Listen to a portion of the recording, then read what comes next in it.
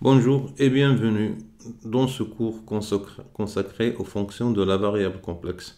On présentera principalement la dérivation au sens complexe et la théorie de Cauchy associée aux fonctions holomorphes. Bon, ce cours est composé de 3 leçons. La première est intitulée fonctions holomorphes. La deuxième, c'est la théorie de Cauchy associée aux fonctions holomorphes. Et finalement, la troisième leçon, c'est le théorème des résidus. Bon, alors la première leçon, comme on l'a dit, c'est la leçon donc une fonction holomorphe. Et elle aussi, elle est composée des points suivants. On va commencer par un petit rappel sur les nombres complexes. On va donner quelques parties de base de l'ensemble C. Et on finira par les fonctions holomorphes proprement dites. Bon, alors donc un petit rappel sur les nombres complexes. Comme vous pouvez le voir, ce petit rappel-là contient le nécessaire et suffisant pour les nombres complexes. N'hésitez pas donc à faire une petite pause et regarder d'une manière un peu plus détaillée donc les choses qui vous intéressent. Bon, alors maintenant on passe aux parties de l'ensemble C à connaître et on va parler donc principalement de la notion de cercle et disque dans C qu'on va voir par la suite. Il y a encore la notion de couronne qu'on va rencontrer et la notion de chemin ou bien encore courbe dans C et la notion de domaine connexe par arc et finalement la notion de domaine simplement connexe. Bon, alors la notion donc de cercle. Le cercle, c'est tout simplement l'ensemble des Z dans C qui sont à égale distance à Z0. Pour dire à égale distance à Z0, donc on écrit c'est la distance de Z à Z0. Bon, il est là, donc c'est la distance de Z à Z0. C'est le module de Z moins Z0 égale à R. Il y a ensuite la notion de disque. Alors vous pouvez remarquer, donc ça c'est le disque ouvert, parce que là on a pris c'est inférieur strictement à R, et donc le Z n'a pas vraiment le droit d'être sur le bord, il est strictement à l'intérieur. Il y a la notion de couronne qu'on va voir par la suite aussi, c'est donc l'ensemble des Z qui sont à une distance de Z0 comprise entre petit r et grand R. Donc plus détaillé, c'est la distance de Z à Z0, elle est plus grande que petit r et inférieure strictement à grand R. Bien, alors en fait, maintenant, la notion la plus importante, et celle que peut-être vous ne connaissez pas jusqu'à maintenant, c'est la notion de chemin. Alors, c'est quoi un chemin? Bien, encore une courbe allant de Z1 à Z2, c'est tout simplement donc un objet abstrait qu'on définit de la manière suivante. Donc, c'est une fonction qui part de 0,1 et arrive dans E, qu'on exige continue, tel que donc gamma de 0 égale à Z1, et gamma de 1 égale à Z2, on dit que cette courbe-là part de Z1 et arrive, à Z2. Bon, alors, un chemin particulier très important avec lequel on va travailler par la suite, c'est la notion de segment. Alors, comme vous pouvez le voir ici, donc tout simplement la fonction gamma, c'est la fonction qui est écrite ici, ça c'est tout simplement gamma de t. Donc, gamma de t, c'est 1 moins tz1 plus tz2 pour t allant de 0 à 1. Bien, il y a d'autres ensembles qui sont très importants et qu'on va voir par la suite, on va travailler avec. C'est la notion d'ouvert dans C. C'est quoi un ouvert dans C? C'est tout simplement une partie qui vérifie la chose suivante. Si par exemple je schématise mon ouvert de cette manière-là, alors un ouvert c'est tout simplement une partie qui vérifie la chose suivante. Si je prends un point A appartenant à mon ouvert, il faut que je puisse tracer autour de A un disque, le rayon petit r par exemple, et que le taux soit inclus dans U. Si je peux faire ça pour chaque point petit a de U, je dis alors que mon ensemble U, c'est un ouvert dans C. Il y a la notion de partie connexe par arc. Tout à l'heure, on a vu la notion de chemin qui relie deux points dans E. Si maintenant je peux faire ça pour n'importe quelle paire de points A, B dans E, je dirais alors que mon chemin est connexe par arc. Donc d'une manière un peu, je dirais donc intuitive, c'est quoi une partie connexe par arc? C'est tout simplement une partie pour laquelle je peux aller d'un point à un autre point en restant toujours dans U, et ceci pour tous les paires AB dans U. Bon, alors un exemple vraiment très important de partie connexe par arc, c'est la notion de partie convexe. C'est quoi un convexe? Bon, comme vous pouvez vous rappeler, un ensemble convexe, c'est tout simplement, à chaque fois que vous prenez deux points AB de votre U, le segment AB est inclus dans U.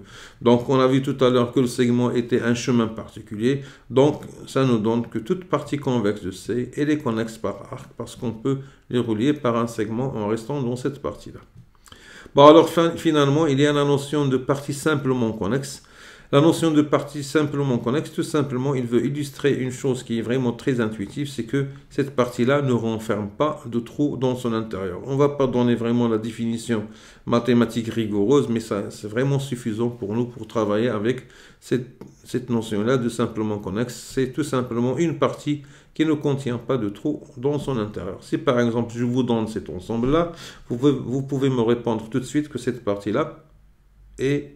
Voilà, vous avez bien trouvé, elle n'est pas simplement connexe parce qu'il y a un trou à l'intérieur. Très bien.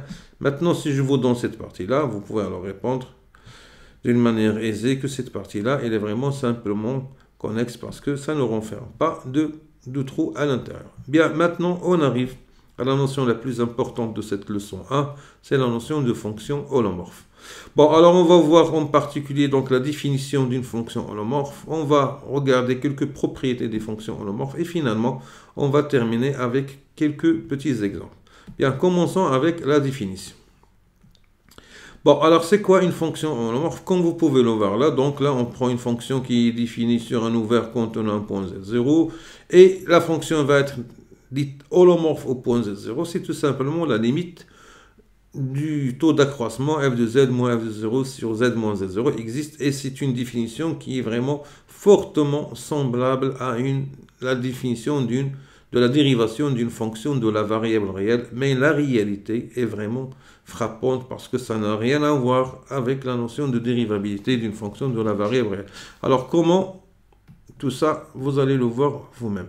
Par exemple, donc je vais prendre le cas d'une fonction f qui part d'un i centré en un point x0, par exemple, donc là je vais dire c'est x0 moins r, x0 plus r, à valeur dans r ou bien dans c, ça n'est pas vraiment très important. Qu'est-ce que ça veut dire f dérivable au point x0? Donc c'est tout simplement, il faut que la limite qu'on notera f' de x0, qui est la limite de f de x, pardon, moins f de x0, sur x moins x0 lorsque x tend vers x0, il faut que cette limite-là existe.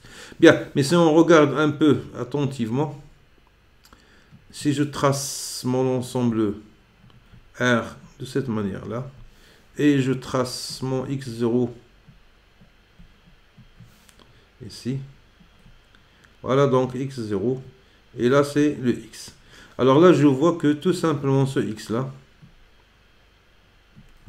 il a exactement deux manières possibles pour tendre vers x0, soit par valeur supérieure, soit par valeur inférieure. Donc, ou bien x il est à droite, ou bien x il est à gauche. Donc, pour que cette limite-là existe, il faut tout simplement qu'il résiste à ces deux positions, c'est-à-dire à droite et à gauche. C'est pour cela qu'on parle parfois de la dérivée à droite et de la dérivée à gauche. Et f est dérivable si tout simplement ce point-là existe et ne dépend pas de la manière dont x tend vers x0.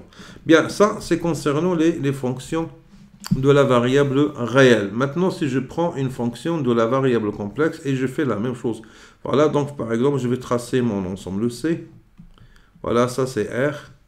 Et ça c'est IR. Voilà, donc ça c'est l'ensemble C, ça c'est l'origine. Et je prends mon Z0, il est là.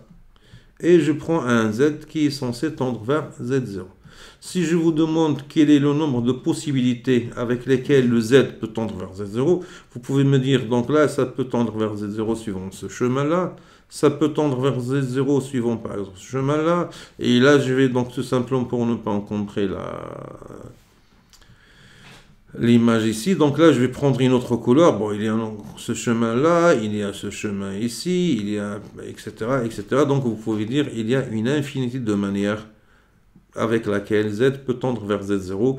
Et il faut absolument que ce nombre-là ne dépendent pas de la manière dont z tend vers z0. C'est pour cela que la notion, ou bien la définition d'une fonction holomorphe est vraiment beaucoup plus forte et beaucoup plus robuste que la notion de dérivabilité d'une fonction de la variable réelle. Et c'est ça vraiment qui donne toute la magie des fonctions holomorphes qu'on va voir par la suite. Bien, alors maintenant, donc ça c'est quelque chose que tout le monde connaît. Donc là, c'est le nombre là, on le note c'est f' de z0, exactement comme dans le cas de la fonction de la variable réelle. Et si f est holomorphe, surtout u, parfois on dit il est analytique en cours sur u, c'est tout simplement f, il est holomorphe en tout point de u. Bon, alors là, quelques petits exemples qui sont vraiment très classiques. C'est exactement comme dans le cas de la variable réelle. Toutes les fonctions polynomiales sur C sont holomorphes sur C. Là encore, toutes les fonctions rationnelles sur C sont holomorphes sur leur domaine de définition.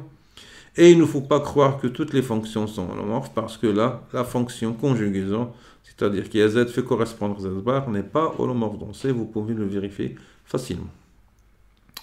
Bien, quelques propriétés des fonctions holomorphes. Comme exactement dans le cas de la variable réelle, toutes les opérations légitimes sur les fonctions holomorphes donnent encore une fonction holomorphe, exactement par exemple pour la somme, le produit, le rapport et la composée, etc. de fonctions holomorphes donnent toujours une fonction holomorphe. Encore une petite propriété qui est très importante et encore on la trouve pour les fonctions de la variable réelle, c'est que lorsque la dérivée est nulle, alors f est constante, mais attention dans ce cas-là, il faut bien exiger qu'on travaille sur une partie connexe par arc. Si jamais le domaine n'est pas connexe par arc, il se peut que f' soit égal à 0 sans que f soit constante, exactement comme dans le cas de la variable réelle. Si on ne travaille pas sur un intervalle, on peut avoir une fonction dont la dérivée est nulle et cependant f n'est pas constante. Voilà donc pour la notion d'holomorphie et quelques petites propriétés de la fonction, des fonctions holomorphes. Alors là, on peut se demander comment montrer une fonction holomorphe. Alors là, la seule chose pour l'instant dont on dispose, c'est la définition. Mais la définition, elle n'est pas toujours aisée. Bon, heureusement, on est sauvé par ce qu'on appelle les conditions de Cauchy-Riemann. Alors, en quoi ça consiste, les conditions de Cauchy-Riemann? Les conditions de Cauchy-Riemann, tout simplement, consistent à regarder la fonction f de z comme une fonction de sa partie réelle et de sa partie imaginaire. Plus précisément, on identifie R2 à C en identifiant un nombre complexe Z qui s'écrit sous la forme x plus y avec tout simplement le couple xy. Et ceci, ça nous permet alors d'écrire f qui est initialement fonction de z, c'est une fonction de xy. Et donc, on peut parler de la dérivée partielle par rapport à x de f, on peut parler de la dérivée par rapport à y de f, de même pour les fonctions u et v.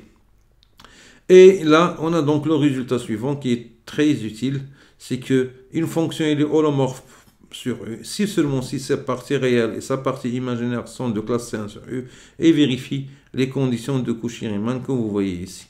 Dans ce cas-là, vous avez votre f' qui s'écrit exactement, c'est la dérivée par rapport à x, qui n'est autre que la dérivée de U par rapport à x au point Z, plus la dérivée de U de v, plus i fois la dérivée de v par rapport à x au point z. Voilà donc pour la première leçon. Je vous remercie et à la leçon 2, Inch'Allah.